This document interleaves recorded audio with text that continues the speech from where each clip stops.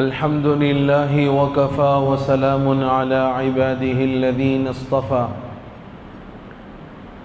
وعلى آله وأصحابه المجتبى أما بعد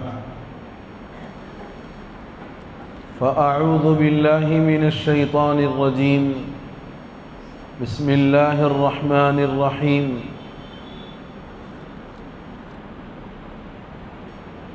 إن الصلاة تنهى عن الفحشاء والمنكر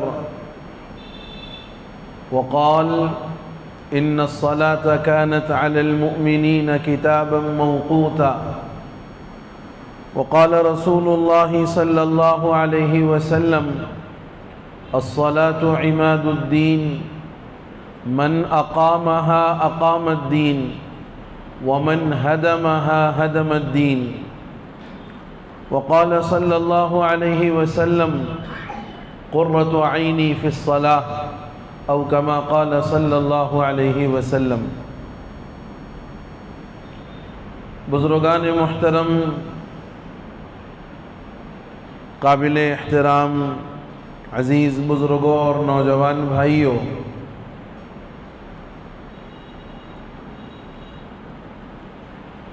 تین چار دن قبل ہم لوگوں نے تاریخ شب معراج کے موقع پر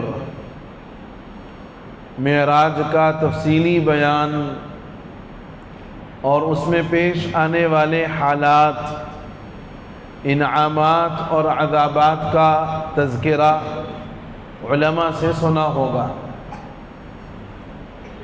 اور یہ بات بھی ضرور سنی ہوگی کہ نبی مکرم صلی اللہ علیہ وسلم کو معراج کے موقع پر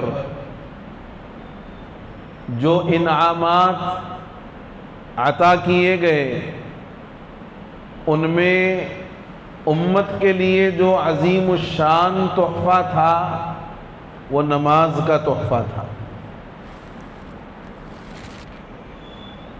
نبی جب نماز کا حکم لے کر تشریف لے آئے تو صحابہ کرام رضوان اللہ علیہم اجمعین کا حال یہ تھا کہ وہ خوشی سے جھومنے لگ گئے، خوب بالکل مست مگن ہے، نماز کا حکم ملا ہے۔ لوگوں نے پوچھا بھی کہ آج کوئی عید کا دن ہے، کوئی تہوار کا دن ہے کہ تم لوگ سارے کے سارے جھوم رہے ہو، خوشیاں منا رہے ہو؟ تو صحابہ کرام رضوان اللہ علیہم اجمعین نے جواب دیا کہ آج وہ دن ہے جس دن ہمیں اپنے پروردگار سے مانگنے کا، اس سے بات کرنے کا اور اس کے سامنے اپنی حاجات رکھنے کا ایک ذریعہ مل گیا ہے، اور وہ ہے نماز۔ صحابہ خوشی سے جھوم اٹھے کہ اللہ نے ایک عظیم الشان تحفہ دیا ہے۔ اب اس کے بعد جب حضور ہجرت فرما کر مدینہ تشریف لے گئے، نمازوں کا حکم ہجرت سے پہلے ہی آ گیا۔ اب صحابہ کرام جب نماز کا وقت آتا سارے جمع ہو جاتے اور نماز کا اہتمام فرماتے۔ بعض روایات میں ہے کہ صحابہ اذان کی آواز سنتے تو ان کی کیفیت بدل جاتی تھی۔ حضرت علی مرتضی رضی اللہ عنہ، حضرت عبداللہ ابن عباس رضی اللہ عنہ اور دیگر کئی صحابہ کرام، اذان کی آواز ہوتی ان کی کیفیت دیگرگوں ہو جاتی، بدل جاتی۔ ان سے سوال کیا گیا، پوچھا گیا کہ آخر کیا وجہ ہے کہ عام حالات میں آپ لوگوں کی طبیعت میں، آپ کے مزاج میں یہ تبدیلی اور یہ فرق نہیں آتا، لیکن جب اذان کی آواز ہوتی ہے تو آپ لوگوں کی حالت بدل جاتی ہے؟ تو ان حضرات نے یہ جواب دیا کہ اگر بندے مومن کو معلوم ہو جائے کہ مؤذن اپنی اذان سے کیا چیز کے لیے ہمیں بلا رہا ہے، اگر بندے مومن کو اس بات کا پتہ چل جائے کہ مؤذن اپنی اذان سے مومنین کو کس چیز کے ادا کرنے کے لیے بلا رہا ہے تو شاید کوئی آدمی سکون اور اطمینان کے ساتھ نہ رہ سکے۔ یہ وہ بار امانت ادا کرنے کی آواز لگاتا ہے، اور یہ اللہ کے اس حق کو ادا کرنے کے لیے ہمیں اللہ کے دربار میں بلاتا ہے جس حق کو ادا کرنے سے زمین و آسمان نے، پہاڑوں نے انکار کر دیا، انسان نے اس کو اختیار کیا۔ حضور کا ارشاد ہے کہ نماز قیامت کے دن اعمال میں سب سے پہلے جانچی جائے گی۔ سب سے پہلے اعمال میں حساب کتاب اگر ہوگا تو نماز کا ہوگا۔ اگر نماز اچھی نکل آئی، نماز میں کوئی کمی نہ آئی، بقیہ اعمال اچھے نکلیں گے۔ اور اگر نماز ہی کے اندر آدمی کی پکڑ ہو گئی تو پھر یاد رکھو سارا مسئلہ گڑبڑ ہوتا چلا جائے گا۔ قرآن ایک جگہ صاف کہتا ہے یوم یکشف عن ساق ویدعون الى السجود فلا يستطيعون خاشعة ابصارهم وترهقهم ذلة ذلك اليوم الذي كانوا يوعدون وقد كانوا يدعون الى السجود وهم سالمون۔ قرآن کہتا ہے کہ میدان قیامت میں اللہ رب العزت ساق کی تجلی فرمائیں گے۔ ساق کی تجلی کیا ہوگی؟ وہ میدان محشر میں معلوم ہوگا، ایک نور ظاہر ہوگا۔ اس ساق کی تجلی کے ظاہر ہونے کے وقت جتنے لوگ میدان محشر میں ہوں گے سارے سجدے میں گر جائیں گے، سارے سجدے میں گر جائیں گے۔ یکشف عن ساق ویدعون الى السجود، سارے سجدے میں گر گئے، لیکن بعض لوگ وہ ہوں گے جن کو سجدے کی دعوت دی جائے گی، جن کو بلایا جائے گا آؤ اس نور کے دیکھنے کے بعد اللہ کی بارگاہ میں سجدہ ریز ہو جاؤ۔ فرمایا وَيُدْعَوْنَ إِلَى السُّجُودِ فَلَا يَسْتَطِيعُونَ، ان کو بلایا جائے گا سجدے کے لیے مگر وہ سجدہ نہیں کر پائیں گے، وہ سجدہ نہیں کر پائیں گے۔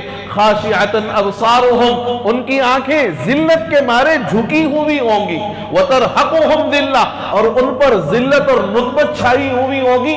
یہ وہ لوگ ہوں گے وقد كانوا يدعون الى السجود، دنیا میں ان کو جب سجدے کے لیے بلایا جاتا تھا، دنیا میں جب ان کو نماز کے لیے بلایا جاتا تھا، وہم سالمون، اور یہ صحت مند تھے، تنومند اور توانا تھے، بالکل ان کی طبیعتوں میں کوئی تبدیلی نہیں تھی، صحت اچھی تھی، مزاج اچھا تھا، اور صحت کے اعتبار سے بڑے اچھے انداز کے رہنے والے تھے، لیکن جب اذان کی آواز ان کے کانوں میں پڑتی تھی یہ نماز کے لیے نہیں آتے تھے۔ وَقَدْ كَانُوا يُدْعَوْنَ إِلَى السُّجُودِ وَهُمْ سَالِمُونَ، اللہ فرمائیں گے فَذَرْنِي وَمَنْ يُكَذِّبُ بِهَذَا الْحَدِيثِ، چھوڑ دو ان کو، ان کا میں دیکھ لوں گا۔ بڑا عجیب اللہ نے غضبناک لہجہ اختیار کیا ہے یہاں پر۔ اللہ یہ فرما رہے ہیں ان کو چھوڑ دو، ان کا جو معاملہ ہوگا میں دیکھوں گا۔ حضرت کعب احبار رضی اللہ عنہ یہ فرماتے ہیں، اور حضرت عبداللہ ابن عباس جو مفسر قرآن ہیں، امت کے سب سے بڑے مفسر، وہ یہ فرماتے ہیں اس سے مراد وہ لوگ ہیں جو دنیا میں اذان کی آواز تو سنتے تھے مگر نماز کے لیے مسجد نہیں آتے تھے۔ کوئی عذر نہیں تھا ان کو مسجد نہ آنے کا، کوئی عذر نہیں تھا، صحت مند تھے، تنومند تھے، بالکل اچھی صحت تھی، اذان کی آواز کانوں میں پڑتی تھی، لیکن یہ اذان کی آواز سننے کے باوجود اللہ کے گھر میں نہیں جایا کرتے تھے۔ بعض نے فرمایا کہ اس سے مراد وہ لوگ ہیں جو دکھاوے کے لیے، لوگوں کو دکھلانے کے لیے نماز پڑھتے تھے، اور بعض نے فرمایا کہ اس سے مراد کافر ہے۔ تفسیر بہرحال 3 الگ الگ قسم کی ہے، لیکن ایک تفسیر یہ بھی ہے، اور اس تفسیر کو حضرت عبداللہ ابن عباس فرماتے ہیں، کعب احبار فرماتے ہیں، وہ مسلمان جو اذان کی آواز سنے اور مسجد کو نہ آئے، کل میدان قیامت میں جب سارے انسان سجدے میں پڑ جائیں گے، ان کی کمر تختہ ہو جائے گی، یہ سجدے میں جانا چاہیں گے لیکن سجدہ نہیں کر پائیں گے۔ میرے بزرگوں، غور کر کے دیکھو کہ کیا ہمارا کہیں حشر ان لوگوں کے ساتھ نہ ہو جائے جو قیامت میں سجدہ کرنا چاہیں لیکن کمر تختہ بن جائے۔ نیت خراب ہو تو برکت کہاں ملے گی؟ نیت خراب ہو تو برکت کہاں ملے گی؟ جمعے کو نماز پڑھنے سے جنت کہاں ملے گی؟ نیت خراب ہو تو برکت کہاں سے ملے گی؟ اور جمعے کو نماز پڑھنے سے جنت کہاں ملے گی؟ جنت اتنی سستی تھوڑی ہے، جنت اتنی آسان تھوڑی ہے کہ صرف جمعہ پڑھ لیا، رمضان ادا کر لیا جنت مل جائے گی۔ حضور کا مرض الوفات کا دور یاد رکھیے، حضور اکرم صلی اللہ علیہ وسلم مرض الوفات کے دور سے گزر رہے ہیں۔ دنیا سے پردہ فرمانے سے کچھ ہفتوں پہلے کی بات ہے، آپ کے جسم مبارک میں نقاہت اور کمزوری ہے، پاؤں برابر زمین پر جمتا نہیں ہے، لیکن اللہ کے رسول علیہ السلام 2 صحابہ کے کندھوں پر اپنے ہاتھ رکھ کر کے آپ پیروں کے بل گھسیٹتے ہوئے آپ مسجد جاتے ہیں اور نماز ادا کرتے ہیں۔ اس حالت میں بھی حضور نے نماز کو نہیں چھوڑا، اس حالت میں بھی اللہ کے رسول علیہ السلام نے نماز کے سلسلے میں کوئی ایسا عمل اپنے ذات سے ظاہر ہونے نہیں دیا کہ امت کہیں یہ نہ کہنے لگے کہ حضور ایام مرض کے اندر آپ نماز ادا نہیں کرے تھے، اس واسطے ہم بھی نماز چھوڑ دیں گے۔ شریعت کہتی ہے کہ اگر بیمار کھڑے ہو کر نماز نہیں پڑھ سکتا، بیٹھ کر نماز پڑھے، بیٹھ نہیں سکتا لیٹ کر نماز پڑھے، لیٹ کر نہیں پڑھ سکتا اشارے سے نماز پڑھے، لیکن بہرحال نماز ایک مومن کی علامت ہے، اس کی پہچان ہے۔ ہم نے معراج کا واقعہ بڑے ذوق و شوق سے سنا، رات بھر جاگا یا پتہ نہیں عبادات کے اندر اپنے اوقات کو لگایا، لیکن کیا کبھی ہم نے غور کیا کہ معراج میں حضور کو اتنے اہتمام سے اللہ نے بلایا، اپنے دیدار سے مشرف فرمایا؟ ہر حکم اللہ نے زمین پر بھیجا، روزے کا حکم زمین پر، زکوٰۃ کا حکم زمین پر، حج کا حکم زمین پر، پردے کا حکم زمین پر، قتال کا حکم زمین پر، لیکن نماز کا جب حکم آیا خود اللہ نے آپ کو اپنے پاس آسمانوں پر بلایا اور وہاں بلا کر آپ کو نماز کا تحفہ دیا۔ کوئی ہمارا اگر رشتہ دار ہو اور ہمارا اگر کوئی جاننے پہچاننے والا ہو، وہ آپ کو اگر کوئی تحفہ لا کر کے دے، کوئی تحفہ لا کر کے دے، تو آپ اس تحفے کی انتہائی قدر کرتے ہیں کہ صاحب سعودی سے لا کے دیا، صاحب الفجر کی گھڑی فلاں جگہ سے یہ لا کے دیا، صاحب اہتمام سے اس کو رکھا جاتا، ہر 8 دن میں صاف کر کے دیکھ لیتا، پوچھ کے رکھتا، اس کی حفاظت کرتا ہے۔ مخلوق کے لائے ہوئے فانی تحفے کے ساتھ ہمارا یہ سلوک ہے۔ وہ تحفہ بھی مخلوق کا لایا ہوا ہے، اور وہ تحفہ بھی ایسا ہے جو فنا ہو جانے والا ہے، ختم ہو جائے گا، ہمیشہ ساتھ آنے والا نہیں ہے، لیکن اس تحفے کی ہمارے نزدیک ایسی قدر و قیمت ہے اور اس کا ایسا مقام و مرتبہ ہے کہ ہم اس کو بہت اہتمام سے رکھتے ہیں، دھکا لگنے نہیں دیتے۔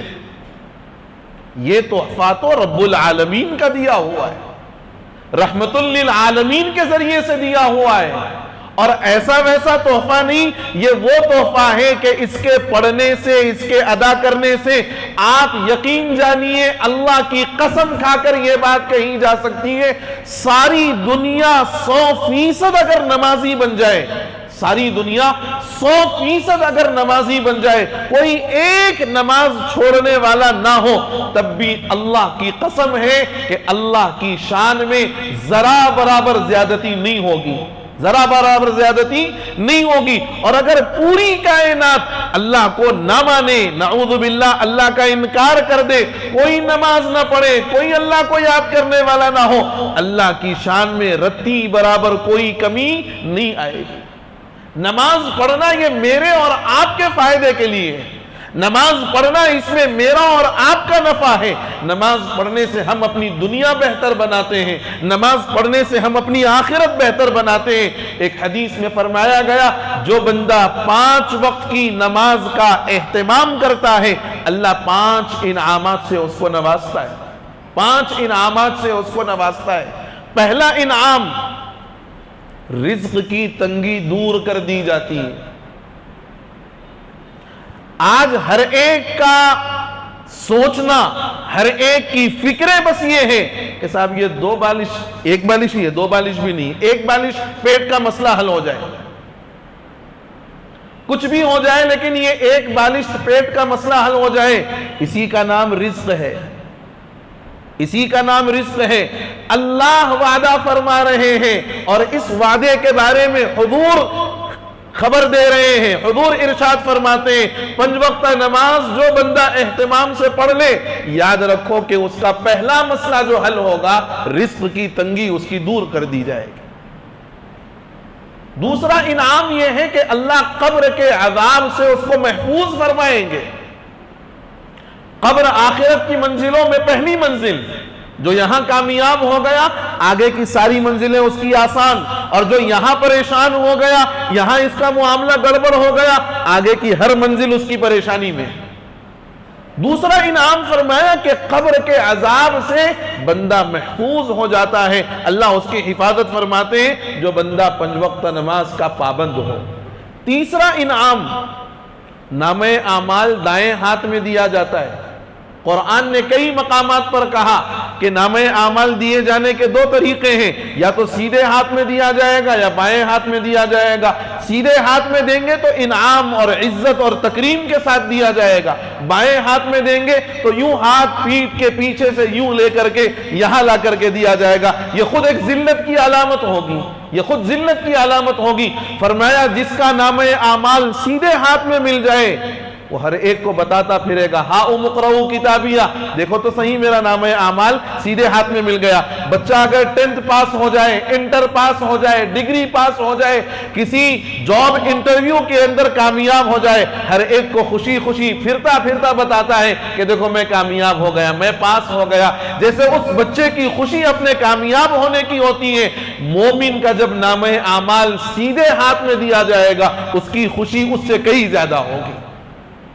چوتھا انعام فرمایا کہ جو بندہ اہتمام نماز کرتا ہے، نماز کو پابندی سے ادا کرتا ہے، پل صراط پر اللہ بجلی کی طرح گزار دیں گے۔ اور آپ نے کئی مرتبہ سنا ہوگا کہ بال سے باریک اور تلوار سے تیز وہ راستہ ہے، اور جس کا اعمال نامہ صحیح ہوگا، زندگی کے اندر اعمال اچھے ہوں گے، وہ پار ہو جائیں گے، اور جس کے اعمال اچھے نہیں ہوں گے وہ کٹتے کٹتے جہنم میں گرتے رہیں گے، جہنم میں گرتے رہیں گے۔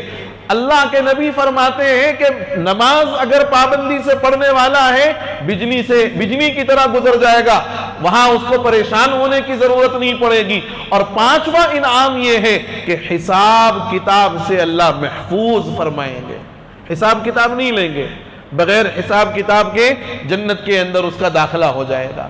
یہ 5 انعام ہیں اس بندے کے لیے جو 5 وقتہ نماز اہتمام سے پڑھتا ہے، اور جو 5 وقت کی نماز پابندی سے نہ پڑھے، موقع ملا پڑھ لیا، موقع نہیں ملا چھوڑ دیا، اور اگر چھوٹ گئی تو اس کو قضا کرنے کی کوئی فکر نہیں، اور نماز چھوٹ جانے پر کوئی افسوس بھی نہیں۔ جو چھوڑ پکڑ کرنے والے ہیں، یا جمعہ ٹو جمعہ آنے والے ہیں، یا رمضان ٹو رمضان اپنا آفر ادا کرنے والے ہیں، فرمایا ایسے لوگوں کے لیے 15 قسم کے عذابات ہیں، 15 قسم کے عذابات، 15 قسم کے عذابات۔ 5 عذاب دنیا کے اندر ہوں گے۔ پہلا عذاب، زندگی سے برکت ختم ہو جائے گی، زندگی سے برکت ختم ہو جائے گی۔ آج کمانے والے مٹھی بھر ہے، لیکن یعنی کنڈے بھر کی برکت نہیں ہے، اور پہلے کمانے والے 2 ہوتے تھے لیکن برکت بہت زیادہ ہوتی تھی، زندگیوں میں برکت نہیں ہے۔ سب سے پہلا عذاب نماز چھوڑنے کا، زندگیوں سے برکت ختم ہو جاتی ہے۔ دوسرا عذاب یہ ہے کہ نماز چھوڑنے والے کے چہرے سے نیک لوگوں کا نور اللہ ختم فرما دیتے ہیں۔ تیسرا عذاب یہ ہے کہ اللہ اس کی دعاؤں کو قبول نہیں فرماتے۔ چوتھا عذاب یہ ہے کہ نیک بندوں کی دعاؤں میں اس کا حصہ نہیں ہوتا۔ پانچواں عذاب یہ ہے کہ اس کے نیک کاموں کا اجر گھٹا دیا جاتا ہے، نیک کاموں کا ثواب ختم کر دیا جاتا ہے۔ یہ 5 عذابات دنیا کے اندر ہیں۔ 3 عذاب موت سے پہلے آئیں گے۔ پہلا عذاب ہے ذلت سے مرے گا، دوسرا عذاب موت کے وقت کا ہے، بھوکا مرے گا، تیسرا عذاب ہے پیاس کی شدت سے مرے گا کہ اگر سمندر بھی پی لے گا اس کی پیاس نہیں بجھے گی، پیاس نہیں بجھے گی۔ 3 عذاب قبر کے اندر جانے کے بعد ہوں گے۔ پہلا عذاب ہوگا کہ قبر اس کی اتنی تنگ کر دی جائے گی، حضور نے فرمایا کہ جب بے نمازی قبر میں رکھا جاتا ہے قبر لعنت کرتی ہے کہ تیرا آنا نامبارک ہے، تو کیوں آیا میرے پاس، تو کیوں آیا میرے پاس؟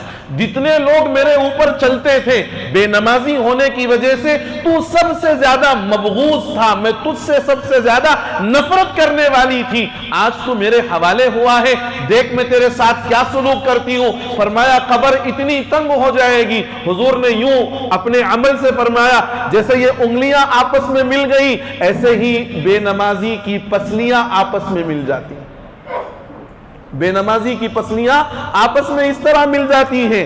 یہ قبر کا پہلا عذاب ہے۔ دوسرا عذاب یہ ہے کہ قبر میں آگ جلا دی جاتی ہے، قبر کے اندر آگ جلا دی جاتی ہے۔ ذرا ٹیمپریچر بڑھ گیا، اے سی کے بغیر ہمیں چین نہیں ہے، ذرا ٹیمپریچر زیادہ ہو گیا، دوپہر کے وقت گھر سے باہر نکلنا ناممکن ہو جاتا ہے۔ ذرا تصور کر کے دیکھو کہ جس قبر کے اندر آگ جلا دی جائے گی اس قبر میں رہنے والے کا حال کیا ہوگا۔ تیسرا عذاب یہ ہے کہ اللہ ایک سانپ کو اس کی قبر کے اندر مسلط فرماتے ہیں جس کی آنکھیں انگارے جیسی ہوں گی اور اس کے ناخن لوہے جیسے ہوں گے، لوہے کے ہوں گے، اتنے لمبے ہوں گے کہ پورا ایک دن چل کر کے وہ ناخن کی مسافت کو طے کیا جا سکتا ہے، اتنا لمبا ناخن ایک دن پورا چلنا ہے۔ فرمایا یہ جو سانپ اس پر اس کی قبر میں مسلط ہوگا، قبر میں رہنے والے سے بولے گا تو نے فجر کی نماز ضائع کر دی، فجر کی نماز ضائع کرنے کی وجہ سے اس کو مارے گا تو ظہر تک مارتا رہے گا، اپنا پھن مارتا رہے گا۔ اور اس سانپ کے زہر کے بارے میں فرمایا گیا ایک پھنکار اگر وہ زمین پر مار دے قیامت تک زمین پر کوئی تنکا نہیں اگے گا، تنکا نہیں اگے گا، اتنا زہریلا سانپ ہوگا۔ اور ایک مرتبہ جب وہ بے نمازی کو ڈستا ہے وہ بے نمازی 70 ہاتھ زمین کے اندر دھس جاتا ہے، یہ اپنے ناخن سے پھر باہر نکالتا ہے، پھر ڈستا ہے، یہی حال اس کا ظہر تک، ظہر چھوڑنے کی وجہ سے عصر تک، عصر چھوڑنے کی وجہ سے مغرب تک، مغرب چھوڑنے کی وجہ سے عشاء تک، عشاء چھوڑنے کی وجہ سے فجر تک۔ یہ قبر کے اندر کے 3 عذاب ہیں، اور قبر سے نکلنے کے بعد کے 3 عذاب۔ ایک اللہ کا اس پر غصہ ہوگا، اللہ اس سے خوب ناراض ہوں گے، بہت ناراض ہوں گے۔ دوسرا عذاب یہ ہوگا کہ حساب سختی سے لیا جائے گا، اور تیسرا عذاب ہوگا کہ جب حساب سختی سے لیا گیا اللہ بھی ناراض ہے، منہ کے بل گھسیٹتا ہوا جہنم میں ڈال دیا جائے گا۔ اور آخری جو عذاب ہے یعنی جو 15واں عذاب جس کو بیان کیا گیا، میدان محشر میں جب یہ آئے گا اس کی پیشانی پر 3 سطریں لکھی ہوئی ہوں گی، جو بے نمازی ہوگا 3 سطریں اس کی پیشانی پر لکھی ہوں گی، اے اللہ کے حق کو ضائع کرنے والے، اے اللہ کے حق کو ضائع کرنے والے، اے اللہ کے غضب کے مستحق، اے وہ آدمی جیسے تو نے اللہ کے حق کو ضائع کیا، آج اللہ تجھے ضائع کر دے، آج اللہ تجھے ضائع کر دے گا۔ میرے بزرگوں غور کرو، معراج کا مقصد صرف یہ نہیں کہ بیان سن لینا، رات میں جاگ لینا، معراج کا اصل مقصد یہ ہے، نبی کی معراج تھی 7 آسمانوں سے اوپر جانا، اللہ سے شرف ملاقات حاصل کرنا، اللہ کا دیدار کرنا، اور آپ کی امت کی معراج یہ ہے کہ روزانہ 5 وقت مسجد کے اندر آنا اور اپنی جبین نیاز کو اللہ کے سامنے جھکانا، یہ ہماری معراج ہے۔ اب غور کر کے دیکھو کہ حضور تو معراج میں گئے، وہ تحفہ لا کر کے آپ نے ہمیں پہنچا دیا، ہم آیا اس تحفے کے قدردان ہیں یا ناقدر ہیں؟ ہم اس تحفے کے قدردان ہیں یا ناقدرے ہیں؟ یاد رکھنا حدیث میں فرمایا گیا بچہ جب 7 سال کا ہو جائے نماز کا حکم کرو، 10 سال کا ہو جائے نماز نہ پڑھے اس کو سزا دے سکتے ہو۔ شریعت کیوں کہہ رہی ہے؟ شریعت کا مقصود کیا ہے؟ شریعت چاہتی ہے کہ کوئی ایمان والا بے نمازی نہیں ہو سکتا، کوئی ایمان والا بے نمازی نہیں ہو سکتا۔ آج ہمارے گھروں میں بے برکتی، آج ہمارے گھروں کے اندر لڑائی جھگڑے، ہمارے گھروں کے اندر کا سکون غارت ہے، ہمارے گھروں کے اندر کے حالات بد سے بدتر ہیں۔ وجہ کیا ہے؟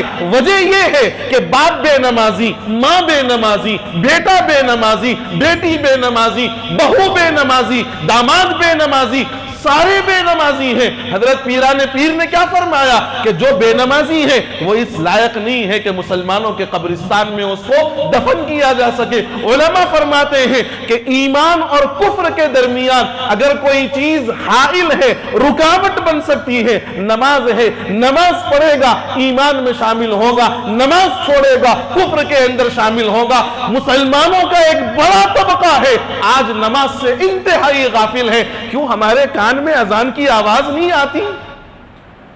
کیا ہمارے کانوں میں کوئی سیسا پگھلا کر کے ڈال دیا جاتا ہے کہ ہمیں آواز نہیں پہنچتی؟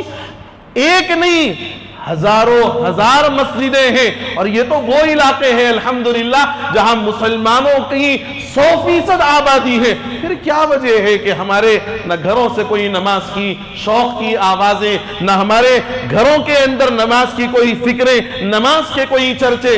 آج بڑا عجیب معاملہ ہے صاحب، لوگ ڈرامے دیکھ کر کے تو رو دیتے ہیں، لیکن اگر کوئی زندگی کے اندر پریشان ہے تو اس کو کہتے ہیں کہ ڈرامے کر رہا، ڈرامے دیکھ کر کے رونا آ رہا، اور کسی کو روتا ہوا دیکھ کر کے کہتے ہیں کہ یہ ڈرامہ کر رہا ہے۔ میرے بزرگوں یاد رکھو، ہماری زندگی کا ڈرامہ اللہ کی اطاعت کے ساتھ، رسول کی فرما برداری کے ساتھ، اللہ کے حکموں کو پورا کرنے کے ساتھ اگر چلے گا تو یقیناً یہ ہم کامیاب زندگی گزارنے والے ہیں۔ اور اگر ہم سن رہے ہیں، اذان بھی سن رہے ہیں، اوقات بھی معلوم ہیں، مسجدیں قریب ہیں، ایسا نہیں ہے کہ مسجدیں دور دور ہیں، چل کر کے آپ جا سکتے ہو۔ حضور اپنے آخری وقت میں جب بالکل مرض الوفات کا آخری وقت ہے، حضور نے فرمایا الصلاۃ الصلاۃ، نماز نماز۔ آخری وقت میں حضور کی خواہش ہے کہ میری امت نماز نہ چھوڑے۔ ہم کیسے امتی ہیں؟ معراج منا لیا، حضور سے محبت کا دعویٰ کر لیا، حضور کی آخری خواہش پورا نہیں کر سکتے؟ حضور کی آخری تمنا پوری نہیں کر سکتے ہم؟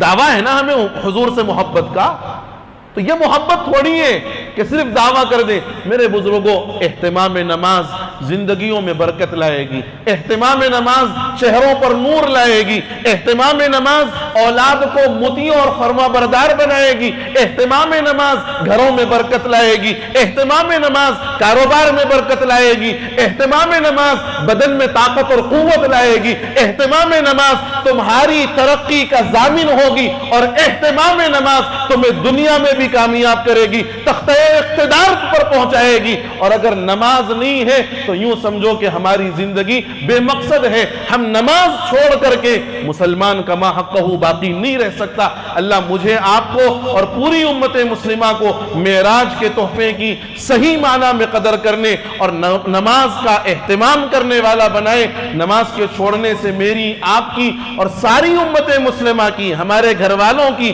ہمارے خاندان والوں کی حفاظت فرما دے، ہمارے محلے والوں کی حفاظت فرما دے، ہر محلہ 5 وقتہ نماز کا پابند بنا دے اللہ تعالیٰ۔ آمین یا رب العالمین۔ وآخر دعوانا ان الحمد للہ رب العالمین۔